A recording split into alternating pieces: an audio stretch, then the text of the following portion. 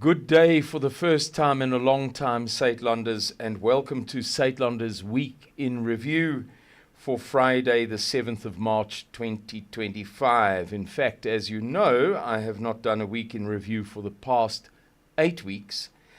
Therefore, this is going to be a brief overview, really, of the salient events, the big outstanding events of the past 8 weeks that were the very cause of me not doing the weeks in review. Call me a snowflake or a flower, but I was so shocked, stunned, bewildered, and perplexed by some of the events of the past 2 months that I simply couldn't think straight, much less lecture other people about them. I really needed some time to figure out what the events, or rather their implications, meant, and to address the challenges that they posed to some of my fundamental beliefs. As I put it to Mr. Miller when he queried what was going on with me, we know that we are right, but hypothetically, what if Muhammad appeared here now? We were driving at the time together in his bakkie, and proved that he was the real deal. That's heretical to a good Christian. But it wouldn't be heretical to a good Christian if I had used the illustration, what if 4 Mohammedans were sitting together and Jesus Christ appeared? That sounds nice in our ears, doesn't it? This is not a question of doubting one's faith. It is a question of being confronted by assaults on fundamental beliefs and understandings that are germane to the work that I do, in such a way that I really had to take some time off and figure out where I stood against these fantastical events. Wouldn't we be shell-shocked? Wouldn't we need days, weeks, months, maybe even years to come to terms with the fact, again in this hypothetical scenario that nobody likes, that we were wrong about our salvation and that we should all be praying 3 times a day to Mecca? It would blow our minds. Well, something like that happened to me. Quite frankly, it was no different to many of you, please forgive me, concerning COVID in 2019 and most of 2020. I am on an indelible digital record on the internet going back to September 2019, notably in the archives of World Broadcasting Network, talking about an emerging global threat directed particularly at the West that would be unleashed in January to March of 2020. I was later one of the very first people to speak about the COVID fallacies. And in fact, Jake, I don't know who you are, but thank you very much for your email of just a few days ago, encouraging me regarding that. For those of you who are interested, I got an email from somebody called Jake, who wished to remain largely anonymous, so just Jake, and he said, look, you know, we're missing your videos. I'd like to remind you of the time that you informed us of X and Y and Z, and you were the first with A and B and C. He said, don't worry about your lighting, and don't make other people worry about your lighting and your sound and your this and your that. We need your content. So it was just a terrifically encouraging thing to hear. And by the way, on the subject of thanks and compliments and similar, somebody paid me a compliment about 5 days ago now. Again, one of these anonymous compliments that I've been getting in recent months that was very much appreciated. Thank you for your generosity. It was kind of you to compliment me the way that you did. On a similar note, not exactly the same, but similar, I learned this morning of the passing of Marie-Louise, the French lady, the Mauritian lady. The white people of Mauritius speak French and their ancestors come from France, of Van der Kloof. I didn't know Marie-Louise all that well, but we got to know one another a little bit when her son and daughter-in-law were in town. They would always invite me for a braai, and I've braaied there many times, and it was thoroughly convivial. I've invited them, that is to say the son and the daughter-in-law, to come down here and have a hunt and spend some time with me. Wonderful people. Anyway, Marie-Louise passed away early this morning, Friday the 7th of March 2025. A lovely, lovely lady and a loyal Suidlander. Always kind, always quiet, a good person. I'm sorry for Marie-Louise's passing.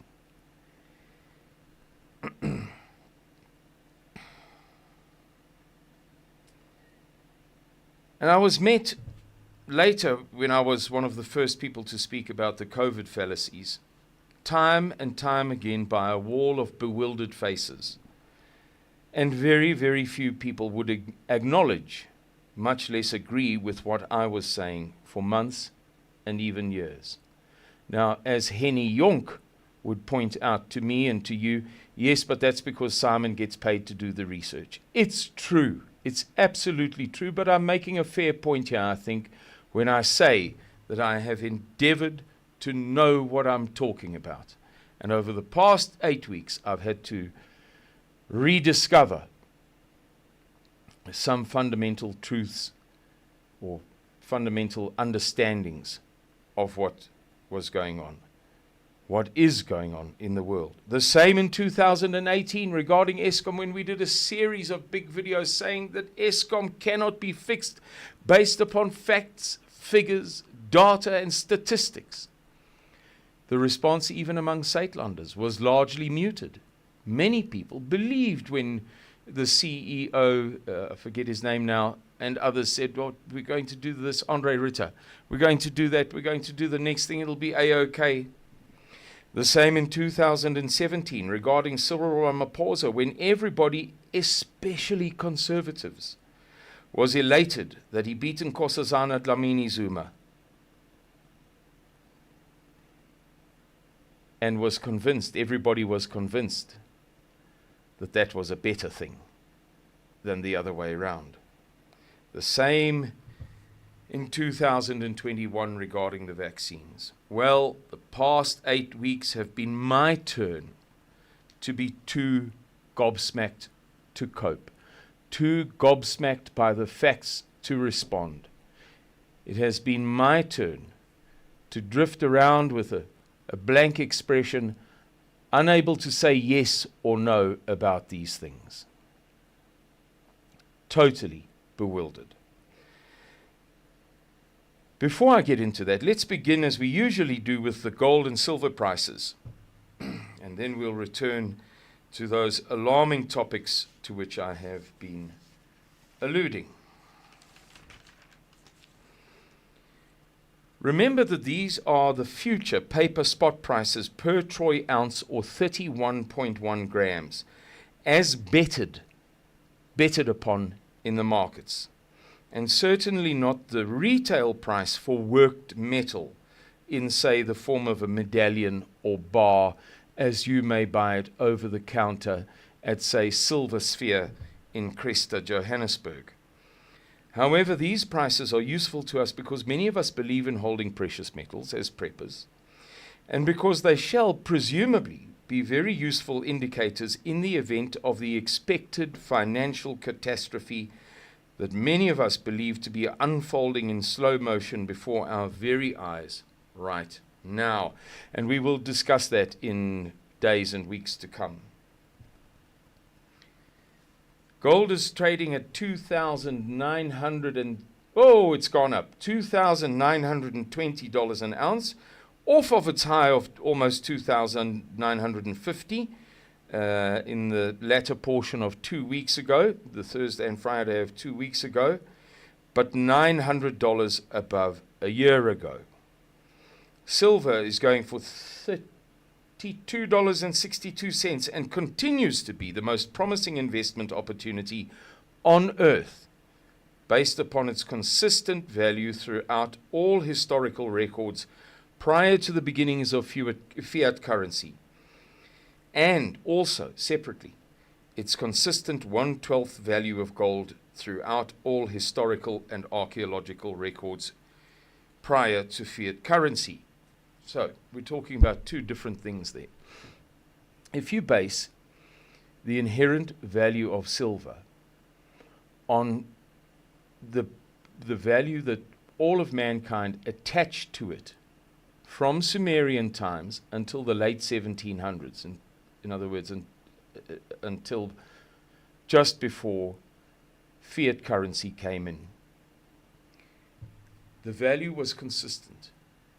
It was always consistent. So if you value it now according to then, well, the potential is phenomenal, especially in a crisis when there's going to be price rediscovery. When fiat is diminished in its influence and mankind looks to real money and rediscovers what is the value of real money. Apart from that, as I say, there's a second, separate way of looking at it. Silver has always been, or was always up until the beginnings of fiat currency, worth about 1/12 that of gold. So in the first case that I described to you, we talk about what is the price of a man? 30 ounces of silver. We know that from the Bible. And that was a universal thing. How many silver pieces does a house cost? A field, wine, rye, barley, oil. That was always consistent. But apart from that, you could measure silver against gold. It was always worth 1/12 of gold. So if buying a house cost you 12 ounces of silver, instead you could just pay 1 ounce of gold. So with that in mind, silver possesses fantastic potential on the upside as we appear to be approaching a crisis in global finance and economics at this very moment. However, having said that, and now I'm going to go into something that might be a little bit weird, a little bit wacky for some people, but be a bit patient with me, not least because, and I must emphasize this, over roughly the past 4 weeks, many of the world's top financial analysts and gold and silver specialists, people who are worth hundreds of millions of dollars themselves and who control billions, have introduced this thought into the discussion, into the dialectic, if you're a Marxist. It is reasonable to assume that if there is a catastrophic financial collapse, the authorities may confiscate gold and or silver, as Franklin Delano Roosevelt did with gold with Executive Order 6102 of the 5th of April 1933, when the US government, through this order of FDR, Franklin Delano Roosevelt, declared the ownership, the holding of gold illegal. You may not. Run to your local post office, run to your local Department of Home Affairs, run to your local government office, hand in your gold. And the US government compensated at $20.67 before Congress promptly passed a law,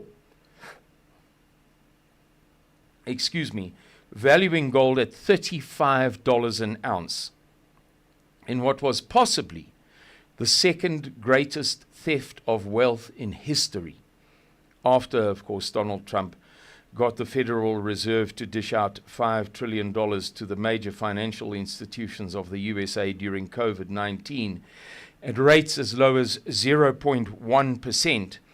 Well, it is absurd. While they then loaned it onward at, to use the infamous US credit card rates of the time as an example, it's not the only example, but to use credit card rates as an example, as much as 30%. 1% as a part of 30 is 1/30th. 0.1, 1/300th. The major financial institutions were paying 1/300th on the same money that for which they were charging, well, 300 times more. Not all of the loans of the USA at the time, such as mortgage bonds, motor vehicle finance, ordinary personal loans at the bank, and commercial loans, and so on, were at rates of 30%. That was the infamous rate of the worst of the credit card rates at that time. But it illustrates the point. A theft of wealth that has seldom been seen in history. Speaking only for myself, I cannot see how it won't happen, because they'll be left without a choice. How else is their currency going to compete with China's when the Chinese government has hoarded circa 40,000 tons of gold, presumably for the purposes of backing its currency? Just to be clear, that is 9% of all of the gold produced in all of history by all of mankind put together is owned by the Chinese government right at the moment. If you're in any doubt about those figures, I encourage you to watch. Just go on YouTube, search Dominic Frisby, D-O-M-I-N-I-C, Dominic Frisby, F-R-I-S-B-Y. Gold videos. He has two very famous videos from roughly 6 and 8 years ago, or 7 and 8 years ago, something like that, in which he goes through all of the evidence and proves pretty conclusively that that is the case.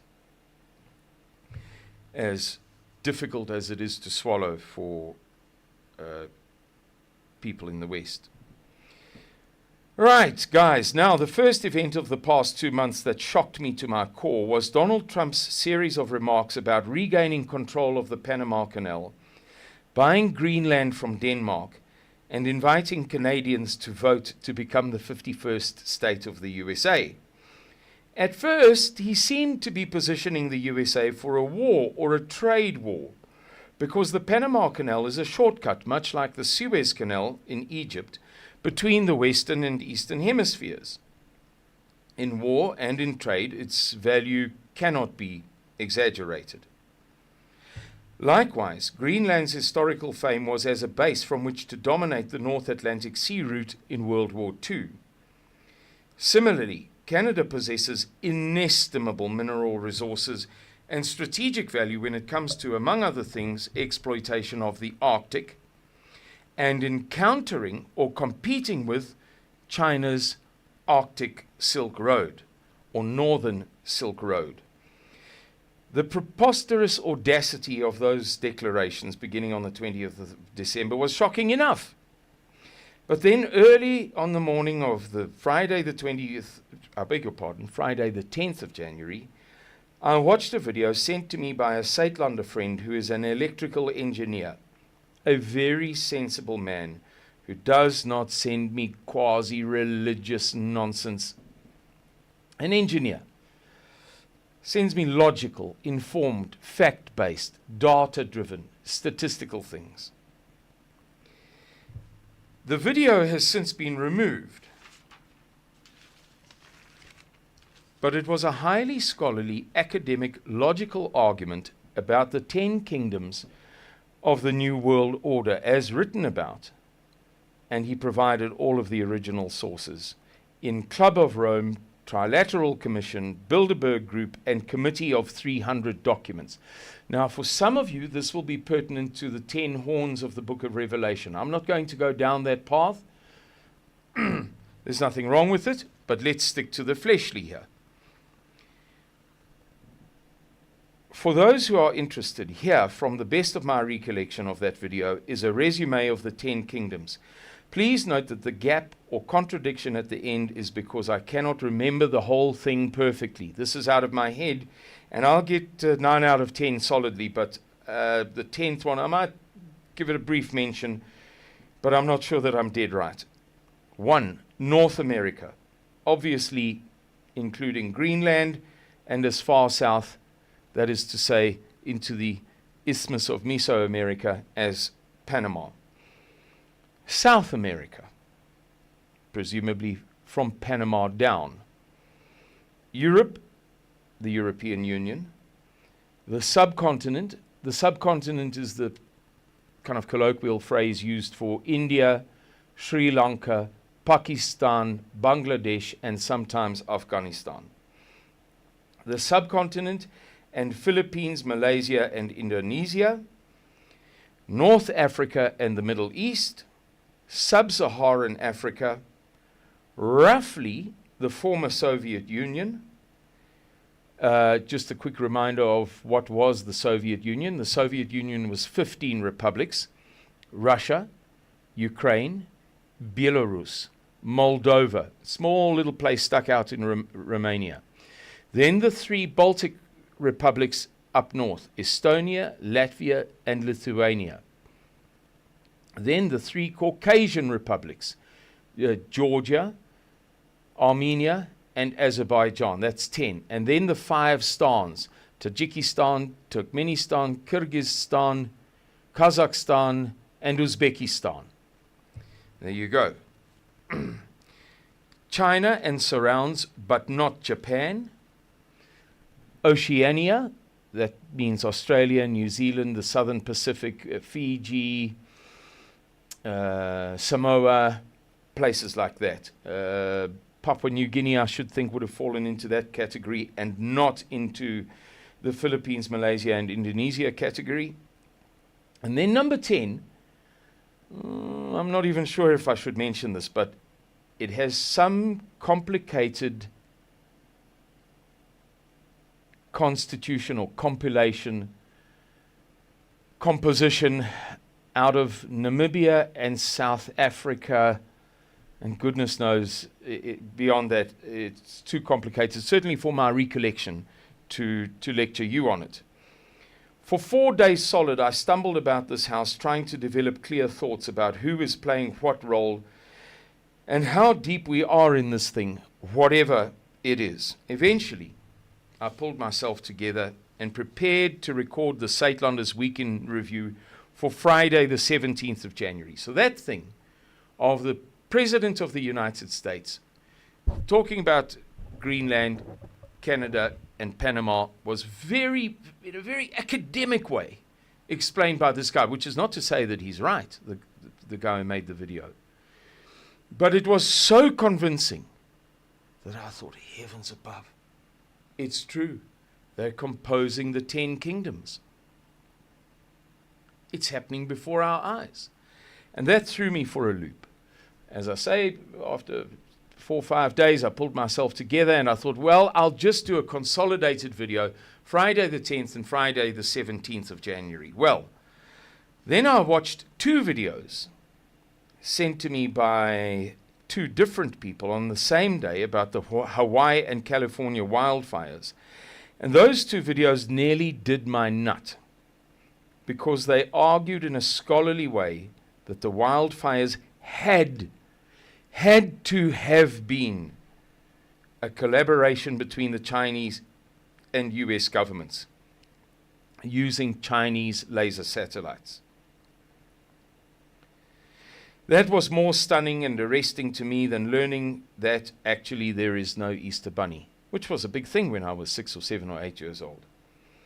For another 4 days, I meandered around here questioning all of my beliefs and all of my understanding of who is who are the goodies and who are the baddies, who is my enemy, and not who is my friend, but who is my secret enemy. Again, I finally got a grip on myself and prepared to earn my pay on Friday, the 24th of January, but sadly for me, on Donald Trump's first full day in office, That is to say 24th, 23rd, 22nd, Tuesday the 21st. That doesn't seem right. I think I'm getting muddled up. But on his first full day in office, the most urgent and symbolic move was to announce the $500 billion Stargate Artificial Intelligence Initiative. Now, I had previously seen a number of Whitney Webb videos, Whitney Webb being the undisputed #1 conservative brain alive today, in my opinion anyway, in which she satisfactorily, certainly satisfied me, hands down, demonstrated that any forthcoming, remember I said I had previously watched, prior to that announcement, she satisfactorily demonstrated that any forthcoming AI initiative, should there be one, involving Sam Altman of OpenAI, Larry Ellison of Oracle, and Peter Thiel of Palantir, et al., their other names, would be about World Economic Forum / Yuval Noah Harari type transhumanism and chipping your brain with Elon Musk's Neuralink implant. Klar, and end of story. So by the time I watched, and Ian Carroll is a very young, big moustache, conservative, true conservative journalist, a video confirming my understanding of what I'd just witnessed. Basically, his video helped me to realize that I wasn't losing my marbles. I was a wreck. I remember feeling sick to my stomach. And for well over a week, I drifted around this farm in a constant state of sadness for the sakes of my children, God, and mankind. I really couldn't take it.